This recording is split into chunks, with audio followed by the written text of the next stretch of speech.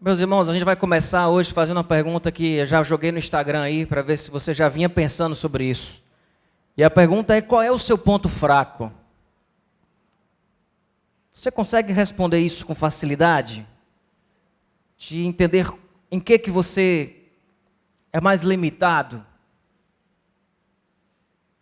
Sob o ponto de vista geral mesmo, e espiritual também. Qual é o seu ponto fraco?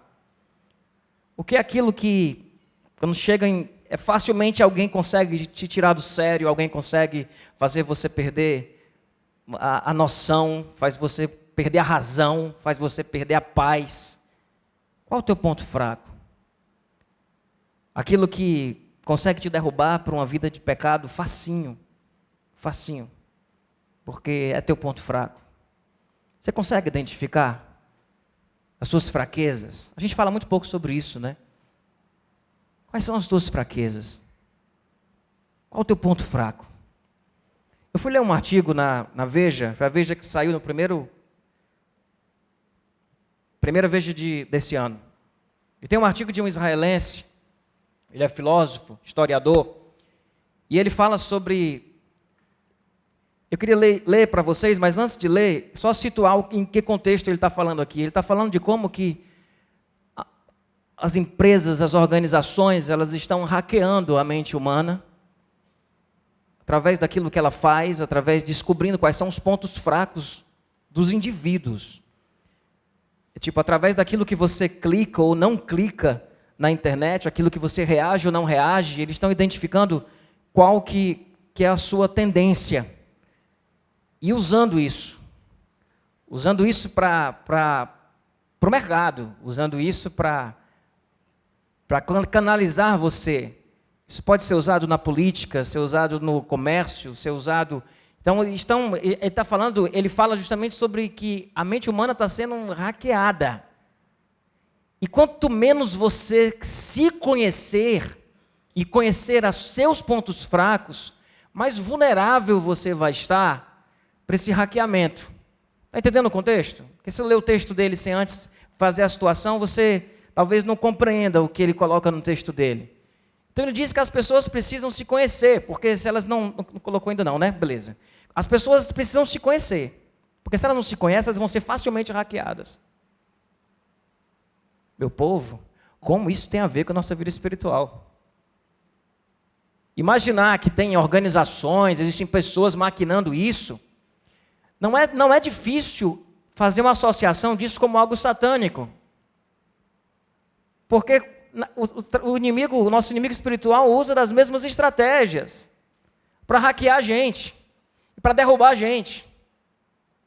Aí eu queria agora ler o texto dele, que diz o seguinte: é particularmente importante conhecer suas fraquezas.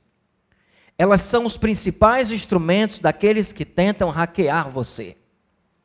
Computadores são hackeados por meio de linhas de programa defeituosas pré-existentes. Humanos são hackeados mediante pré-existentes medos, pré-existentes ódios, vieses e desejos. Os hackers, eles não são capazes de criar medo ou ódio a partir do nada. Mas quando descobrem do que as pessoas já têm medo e do que elas sentem ódio, é fácil apertar os botões emocionais relevantes e provocar uma fúria ainda maior. Compreenderam o texto? Compreenderam do que ele está falando? E ele falando de quanto menos você se conhecer, mais hackeável você será diante de tudo isso. E isso, meus irmãos, se aplica a uma batalha espiritual que todos nós vivemos. Porque não sai da minha cabeça que isso também é batalha espiritual.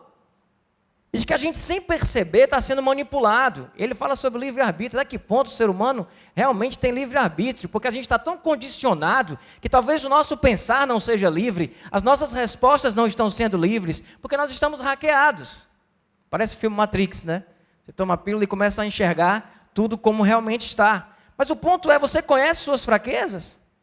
Porque é nas suas fraquezas que a batalha espiritual vai se acentuar. É através das suas fraquezas, dos seus pontos fracos, que o inimigo vai tentar te derrubar. Lá em 1 Pedro 5,8, eu não coloquei esse texto aí não, ele diz, sejam sóbrios e vigiai. O vosso adversário, o diabo, ele anda em derredor, rugindo como leão e procurando quem possa tragar. Ainda diz em Efésios 11, que a gente deve se revestir de toda a armadura de Deus para ficarmos firmes contra as ciladas do diabo. Eu lembro do filme Advogado do Diabo. Quem assistiu esse filme? Esse filme é maravilhoso, sensacional. E o filme, na hora que ele começa a conversar com o advogado do diabo, e o diabo começa a conversar com o advogado dele, né? Quem assistiu o filme vai entender. E ele diz, mas você fez isso na minha vida. Ele falando para o diabo olhou para a cara dele e diz, eu não fiz nada. Eu só armei o palco. Eu só usei suas fraquezas. Eu só usei seus desejos. Eu só usei a ganância do seu coração. Eu só usei isso, eu armei o palco, você caiu sozinho. Porque sabendo da tua fraqueza, eu te derrubo fácil. E principalmente quando você não está sabendo da sua fraqueza. Porque você vai como bichão. Como bichão que consegue passar por aquilo ali de boa, mas não consegue. Porque você não conhece suas fraquezas. E aí, meus irmãos, junta-se a isso o problema da religiosidade. Junta-se a isso o problema de algo chamado religiosidade. Porque a religiosidade trabalha contra essa nossa consciência. Porque ela nos ensina a escondermos as nossas falhas e a muitas vezes negarmos que elas existem, ou fazermos de conta que essas falhas e os nossos pontos fracos, eles foram superados, ou eles não existem mais, porque você é um cristão e cristão não pode ter esse tipo de ponto fraco. Um livro que eu indico para você é o livro A Coragem de Ser Imperfeito. Esse livro é muito bom. E ele fala sobre uma série de coisas, sobre a imperfeição, a vulnerabilidade. Mas essa pesquisadora que escreveu esse livro, essa psicóloga, ela fez uma pesquisa e pediu para as pessoas completarem a frase: a sensação de estar vulnerável é... Pediu para as pessoas completarem isso. E colheu várias informações. Tipo, chegou para a pessoa e disse, complete a frase. Pode clicar aí, Magda, para aparecer. Responderam muita coisa. E como vocês já viram, a grande maioria das pessoas disse o quê? Pode passar aí, Magda. Que a sensação de estar vulnerável é estar nu. Se sentir nu. E nós fugimos desta vulnerabilidade, ou fazemos de conta que ela não existe. E aí eu olho para isso e digo, meu Deus, isso é Gênesis 3. Isso é a queda do homem. Porque assim que Adão e Eva descobriram que estavam nus, eles foram se cobrir. Quando eles se perceberam vulneráveis, eles foram se cobrir. E por que eu digo que a religiosidade é uma praga nesse sentido? É porque ela não dá espaço para a vulnerabilidade. Em uma comunidade de fé, onde as pessoas não podem falar das suas fraquezas, porque elas serão julgadas, porque elas serão exterminadas, eliminadas, porque elas serão colocadas à margem. E quando nós não podemos, não temos espaço para falar das nossas fraquezas, nós estamos fazendo exatamente o que Adão e Eva fizeram. Foram se esconder de Deus e foram se esconder uns dos outros. Percebe? E aí eu fiz uma frase que diz que o pecado ele fez com que nós cobríssemos a nudez. E a religiosidade, ela coloca um sobretudo em cima das nossas fraquezas e vulnerabilidades. Você sabe o que é um sobretudo? Vou dar um tempinho para as mulheres explicarem aí, para quem não sabe. Sobretudo é aquela capa, aquela roupa que você coloca em cima da roupa. Isso é a religiosidade. Porque naturalmente nós já buscamos as folhinhas para nos cobrir, para fugir da nudez. A religiosidade vem e diz, está coberto, mas está dando para ver quando tu se mexe. Coloca um sobretudo em cima para ninguém nem perceber. E aí fraqueza, sincera, é assunto proibido, onde a gente não pode falar sobre, a gente não pode dizer o que sente. Se você disse que sente, se você disse que não crê, se você disse que não consegue entender, você questiona Deus, as pessoas olham para você e já dizem, mas você não é crente? Mas como assim? E como assim você está com depressão? Como assim você está pensando em desistir? Como assim você está pensando em fazer tantas coisas no seu coração que um crente nunca sentiria e nunca pensaria? Entende? E a religiosidade vem como um sobretudo, potencializando nossa a nossa sensação de estar nu e o incômodo com isso, a religiosidade vem e bota um sobretudo em cima. E a vergonha, ela nos deixa rendidos, escravos. Porque tem hora que nem a gente mais acredita que a gente é pecador. Dentro de um contexto religioso, as pessoas têm a tendência de acreditarem mesmo que elas não são pecadoras. De acreditarem de que elas são merecedoras das bênçãos de Deus e até cobram de Deus quando Deus não devolve naquilo que elas fizeram por merecer receber de Deus. A vergonha nos deixa rendidos. Mas, meus irmãos, Jesus de Nazaré passou a maior vergonha e viveu a nossa vergonha para que nós não precisássemos mais ter vergonha. Ele morreu de morte de cruz, e a morte no madeiro era uma morte amaldiçoada, envergonhadora, é a pior morte que tem. Ele morreu na cruz, uma morte vergonhosa, porque ele estava morrendo por todas as nossas vergonhas, para que nós pudéssemos falar sobre os nossos pontos fracos, sem sermos julgados, para que nós pudéssemos tirar o sobretudo e revelar àqueles que estão perto, que caminham conosco, quais são as nossas verdadeiras fraquezas, a escutarmos do outro qual é a nossa fraqueza, porque no ambiente de religiosidade as pessoas se defendem quando elas são exortadas. Mas se o ambiente é de graça, você consegue ouvir alguém chegar para você e dizer: meu irmão, mas você tem sido muito orgulhoso. E talvez você consiga ouvir isso, porque sabe que isso não vem num peso de acusação. Sabe que esse irmão que está dizendo que você é orgulhoso, ele também reconhece a falha dele, ele não está se colocando como santo dos santos, que aponta para o pecador como aquele que foi ao templo orar e apontava para o pecador como se ele fosse o justo, o santo, que não tivesse nada de errado. Esse ambiente onde nós falamos sobre aquilo que nós somos, aquilo que nós temos dificuldade. E no livro que eu estou escrevendo, que um dia, fé em Deus, eu vou terminar, eu falo sobre a crise da graça. Porque sabe qual é a crise da graça? Porque no ambiente de graça, as pessoas colocam as suas feridas expostas. Isso gera um incômodo na comunidade de fé, onde diz: por favor, alguém volte a pregar com cheiro de enxofre e a falar do inferno, para ver se as pessoas escondem suas feridas, porque está incomodando enxergar tanta ferida. Mas não tem outro caminho. O caminho é nós revelarmos e termos a consciência de dizermos para o nosso irmão quem nós somos. De dentro da nossa casa podemos falar das nossas fraquezas, sabendo que não seremos julgados. De podermos no nosso ambiente de fé sermos exortados e recebermos para termos a consciência de quem nós somos, de quais são as nossas fraquezas. Qual o teu ponto fraco? A gente olha para Paulo, meu irmão, e Paulo não tinha problema de falar sobre as suas fraquezas. Paulo falava mesmo. Paulo vai dizer lá em 1 Timóteo 1,15 que de todos os pecadores, ele é o principal. Quando você lê Romanos 7, você vê que Paulo era um homem atormentado pelo pecado dele, pela fraqueza dele. Ele não esconde isso, ele escreve isso para a igreja. Ele diz: aquilo que eu quero fazer, eu não faço. Mas o que eu não quero, eu faço. Porque existe uma lei dentro de mim que batalha contra a lei do meu entendimento, que me faz escravo do pecado. O querer fazer o bem, ele está comigo. Mas eu faço o mal que eu não quero. E o bem que eu quero, eu acabo não fazendo. O que Paulo está dizendo para aquela comunidade de fé?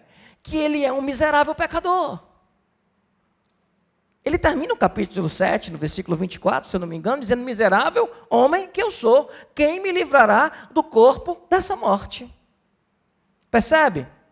Alguém que tem plena consciência das suas falhas, dos seus conflitos, das suas incoerências, daquilo que não bate, daquilo que é farsa, daquilo que tem na tua vida, que é incoerente com o plano de Deus, daquilo que tem na tua vida, e ele fala disso, meus irmãos.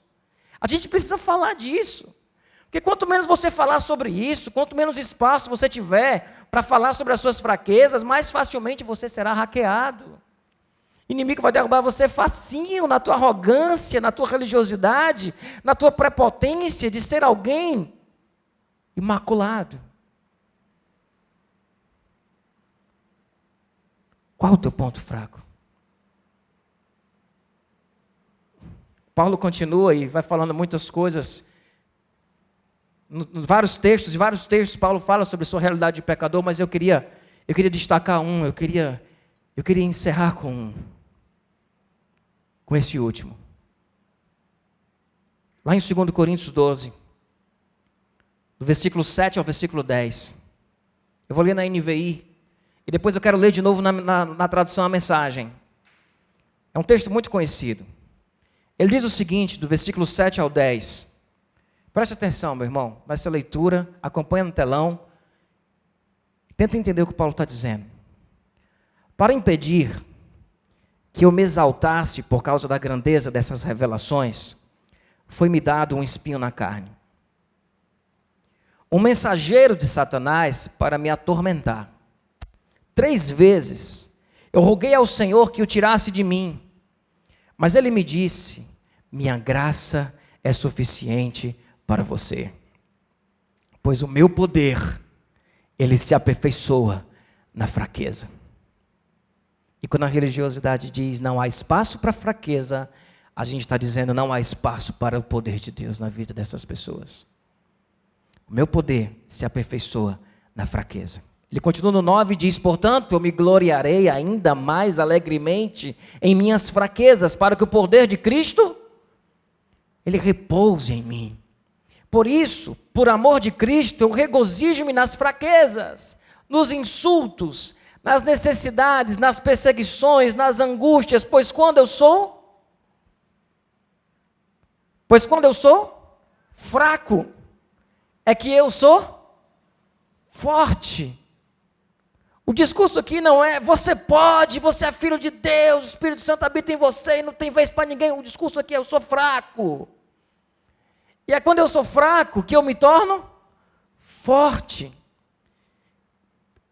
E aí queria destacar o versículo 8 que vai a seguir.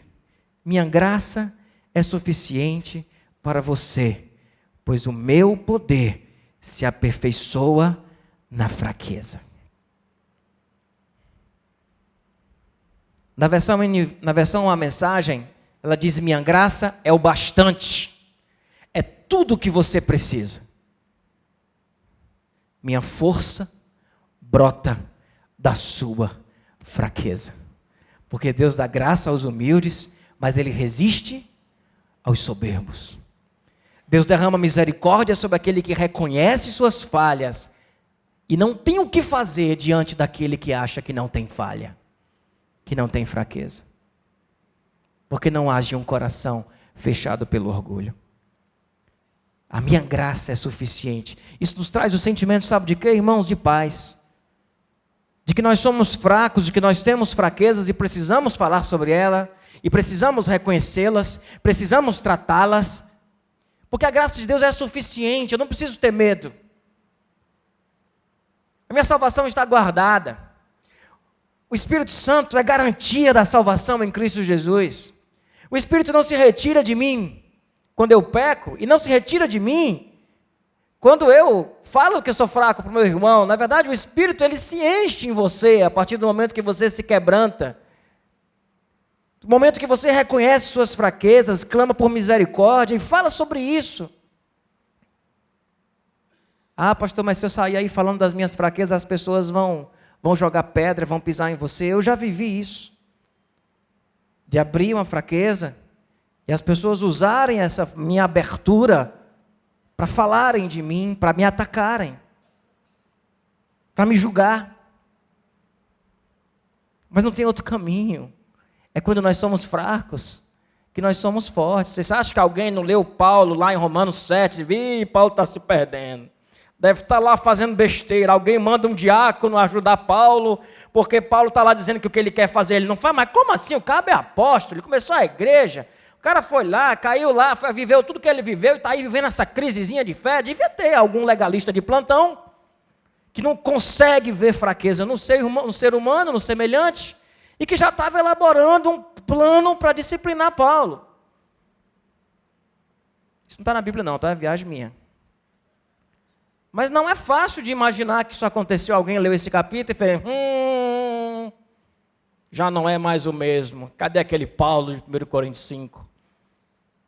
Que mandava entregar todo mundo a Satanás, o irmão que estava lá fazendo as coisas erradas. Cadê? Está aí o cara dizendo que tem crise, que tem espinho na carne, que não consegue largar, que já pediu para deixar e não deixa. Humano. Pecador que nem eu e você. E que não está escondendo a fraqueza dele. Porque quando ele é fraco, aí é que ele é forte. Percebe, irmãos? A minha graça, ela é tudo o que você precisa. E o meu poder, ele se aperfeiçoa na tua fraqueza. Que Deus comece a agir na vida da gente. Comece a transformar a gente. Porque não é só um Deus que te perdoa e olha para você e diz tudo bem. Não é um Deus que te perdoa, que através da graça dele, ele vai transformar a tua vida. Ele vai mexer com você. Ele vai transformar, mas ele não vai transformar a partir de um religioso evitando assumir suas fraquezas. Ele vai transformar a partir de um servo dele que sabe de suas fraquezas, que não esconde as suas fraquezas, que coloca elas diante do Pai, que clama misericórdia e que não faz teatro de crente perfeito para ninguém. Amém, irmãos? A gente está falando de um evangelho permissivo, não, a gente está falando de um evangelho honesto, onde o poder de Deus se manifesta nas nossas fraquezas. E se você não é um fraco, acha que você não tem fraqueza, se você é forte, eu quero dizer para você que você é muito fraco. Mas se você é fraco, e reconhece que é fraco, eu digo para você que existe uma força a ser manifestada na tua vida, que é infinitamente graciosa, cheia de amor, de respeito e poderosa para transformar a tua vida. Eu queria encerrar lendo o texto na versão da Mensagem. É uma paráfrase, não é uma tradução, mas uma paráfrase que em alguns momentos assim, nos fala tanto e ajuda tanto a gente a entender. Eu queria convidar você a se deleitar sobre esse texto na versão da Mensagem, que diz o seguinte: por causa da grandiosidade daquelas revelações, para que eu não ficasse orgulhoso, eu recebi o dom de um obstáculo. O dom. Entende isso até como um presente de Deus. O dom de um obstáculo que me mantém em contato permanente com minhas limitações. O anjo de Satanás fez o melhor que pôde para me derrubar, mas o que conseguiu foi me pôr de joelhos. Em cada esbofeteada, ele me colocava era de joelho. E de joelho, ele foi forte. Sem chance que eu ande de nariz empinado e orgulhoso. No princípio, eu não pensava nele, no espinho, como um dom. E eu pedi a Deus que o removesse. Eu repeti o pedido 3 vezes. Então ele me disse: minha graça é o bastante. É tudo que você precisa. A minha força brota da sua fraqueza, Paulo. Assim que eu ouvi isso, eu achei melhor me resignar, me render, não me revoltar contra este fato. Eu desisti de ficar pensando na limitação e comecei a apreciar o dom. Foi uma oportunidade para que a força de Cristo trabalhasse na minha fraqueza. Agora enfrento com alegria essas limitações, com tudo o que me torna pequeno, abusos, acidentes, oposição, problemas. Eu simplesmente permito que Cristo assuma o controle E quanto mais fraco eu me apresento,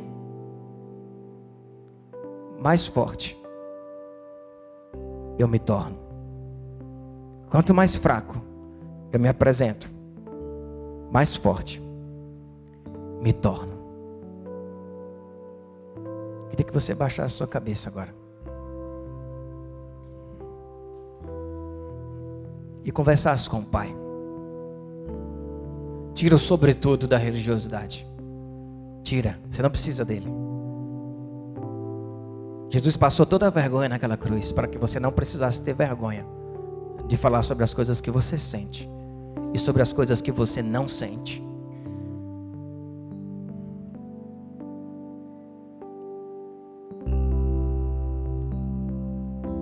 Qual é o teu ponto fraco?